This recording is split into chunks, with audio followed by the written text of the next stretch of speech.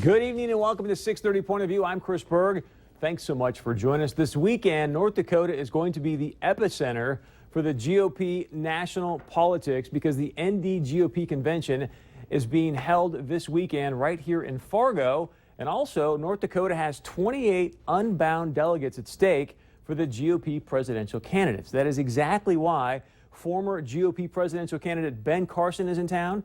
He's going to be speaking on Sunday as a surrogate for Donald Trump. This is also why current GOP presidential candidate Ted Cruz, he's in town. He's going to be speaking tomorrow at the convention.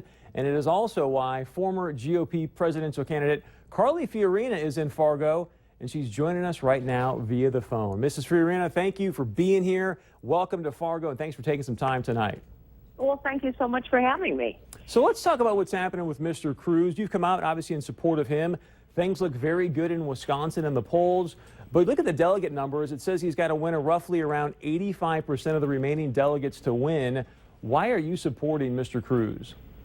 Well, first, I've just come from Wisconsin, and after your convention is over, I'll be going back there, and it does indeed look very good on the ground. You know, I had to make a decision when I walked into the voting booth in my home state of Virginia. I had never had a conversation with Ted Cruz about endorsing him. I had suspended my campaign, and I walked into the voting booth, and I looked at that presidential ballot and saw my own name on it. That was a thrill and almost checked the box for me, as my husband told me he was going to do, my loyal husband of over 30 years. But then I thought, you know, the stakes are too high. I ran for president because I think we need a real constitutional conservative in the White House. That's what Ted is. I ran for president because I think we need someone who's going to challenge the system of Washington. That's what he's done, and that's what he'll do. And so I checked the box for Ted Cruz. And since then, I obviously had a conversation about a public endorsement and have been on the road with him. And I have to say, I think he will be the only candidate who can unify our party, and that's critical. He is the only candidate who can beat Donald Trump, and frankly, I think that's critical.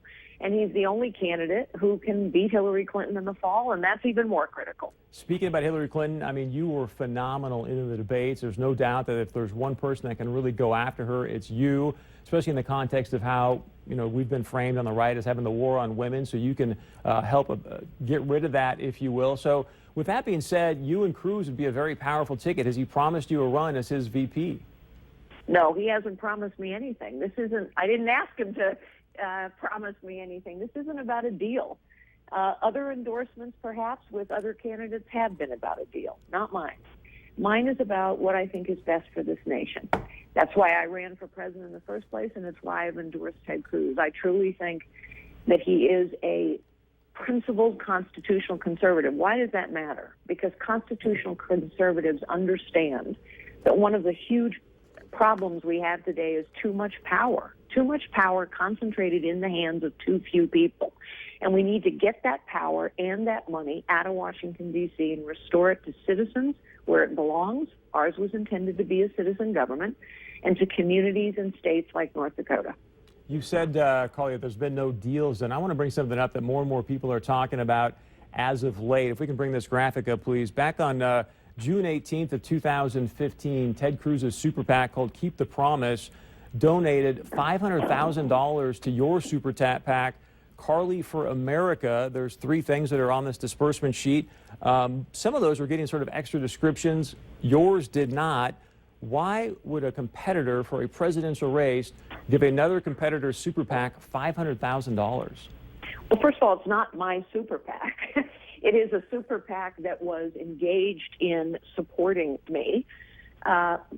And all of their donations, including this one, have been public for some time. Secondly, that's actually what super PACs do. Super PACs give to like-minded candidates. And so you're going to find lots of super PACs out there that give to multiple candidates. Ted Cruz and I have been and are like-minded candidates. We're both constitutional conservatives. Our policy proposals are very similar. It's one of the reasons I voted for him and I endorsed him. So, you know, look, there's a bunch of junk that Donald Trump peddles out there about all kinds of people because he doesn't talk substance. He hurls insults and innuendos. Maybe that's why in the week that we had a major terrorist attack in Brussels, Donald Trump was attacking Heidi Cruz. I think what you've seen Ted Cruz do is stick to the issues, stick to the substance, stick to the policy. And that's one of the reasons I've endorsed him, and I think it's one of the reasons the delegates of North Dakota will come his way as well. I will get to Senator Cruz in a moment. I will share with you this. You said, hey, that's what super PACs do. The Washington Post piece back in July of 2015 said, and I quote, that is unusual to say the least, meaning that super PACs would exchange that kind of donation. My question to you is, you also ran for a U.S. Senate campaign in California.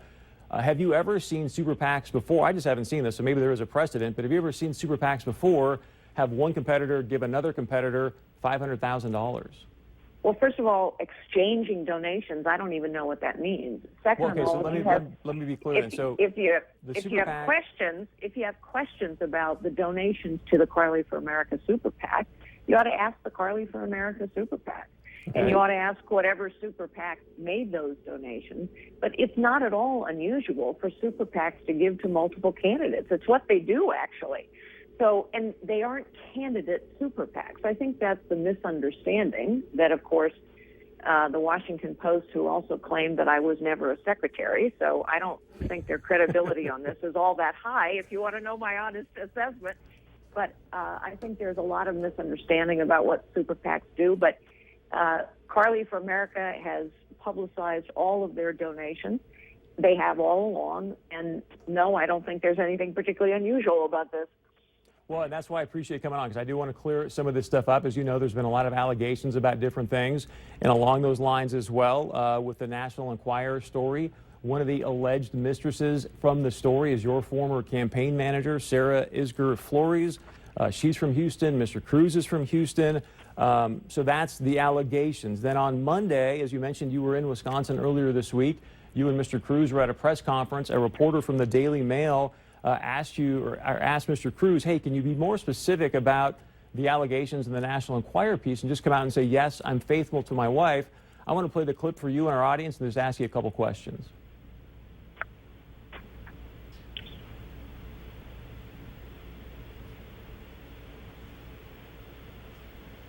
Do we have that clip, guys? We'll get that clip, Ms. Fiorina, in just a moment, and then we'll give you a chance to respond to it.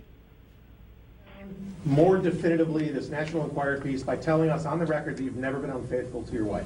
But if I may. No, I'm sorry. I asked the senator that question. Well, I'm gonna comment, okay? Do you have firsthand knowledge of his marriage? I'm gonna comment. This is an example of the media playing to Donald Trump's tune.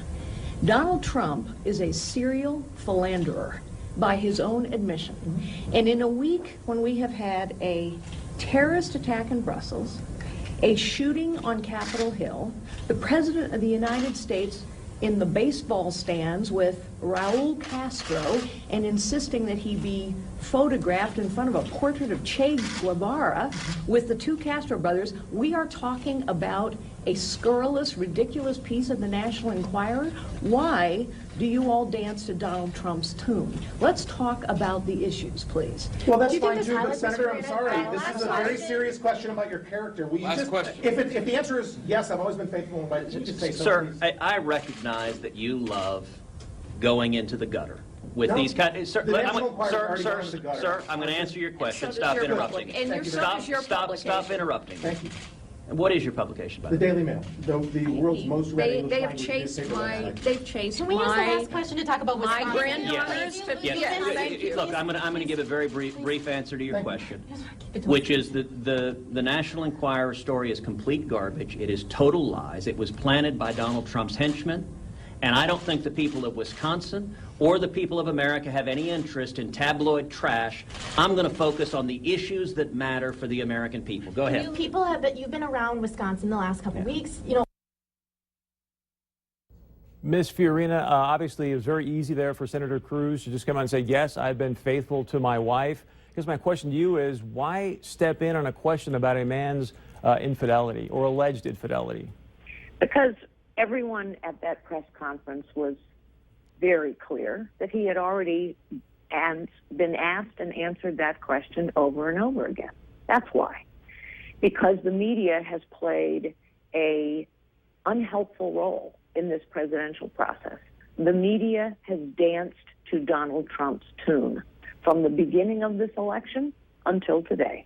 And that has now been factually displayed by many, many media analysis, whether it's Nate Silver or the New York Times.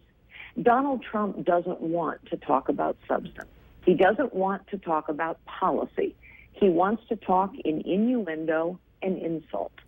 But that doesn't mean the rest of us have to.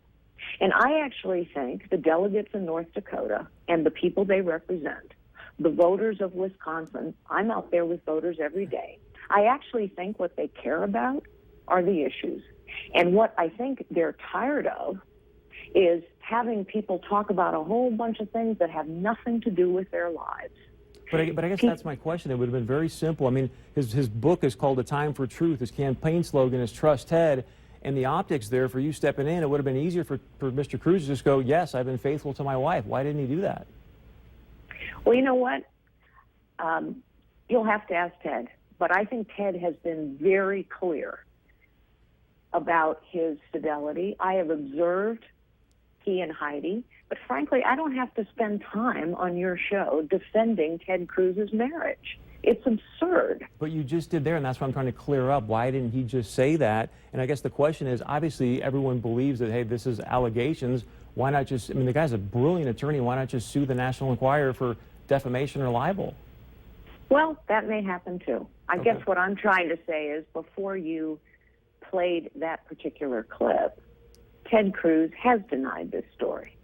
So has everyone else associated with it. By the way, just for the record, it is women's reputations who were put in the spotlight as well. So perhaps you're aware of the fact that one of the women who was accused in this untrue piece has spent quite a bit of time on CNN defending her fidelity to her husband. What a terrible thing. What a terrible thing that women, professional women, who have done their job well, had been put in a position by the National Enquirer and Donald Trump to defend their reputations. It makes me ill. And I think it should make the voters of North Dakota and Wisconsin and every other state in this union ill. And frankly, I think it's a disservice to your viewers that we've spent this much time on it. Well, I appreciate that. That's why I just wanted to have you on to clear it up because for the sake of clearing that up. Let me ask you this. You've obviously had some choice words about Mr. Trump here tonight. We know what's coming up in Cleveland. If he ends up becoming the nominee, if he gets to that 1237, will you support Donald Trump? I have said from the week he announced his candidacy, and I will tell you tonight, he does not represent me, and he does not represent my party. And it is why I will work very hard to make sure that Ted Cruz is our nominee. Donald Trump does not represent me. He does not represent my party. And truthfully, a majority of Republicans feel exactly the way I do. And a huge majority of women feel exactly as I do. If the establishment comes in and basically, I don't want to say steal the nomination because that may not happen. You know, Ted Cruz might get to the 1237. But if it were to happen where it looks like the establishment changes the rules to rip it out of Donald Trump's hands, like, how does this story end for the GOP, in your opinion? Well, first of all, I don't think that's likely to happen. We're not talking about a brokered convention here. A brokered convention is what you're talking about, where a bunch of people go off in a back room. That isn't going to happen. What we may have, however, is a contested convention. And a contested convention is part of the democratic process. We've had contested conventions in the past, on more than one occasion. It is why delegates are so important. It's one of the reasons why I'm here in Fargo. Delegates have a very important role. And so we may well have a contested convention, and that means basically that a nominee will not be chosen on the first ballot. A nominee will not be selected before the convention begins. A nominee instead will be chosen throughout a balloting process at the convention. Ms. Fiorina, we appreciate you being in Fargo, and thank you so much for spending a few minutes with us tonight. All right. Thanks so much. Have a great night. Thank you. Have a great weekend here in Fargo. Stay with us when we come back as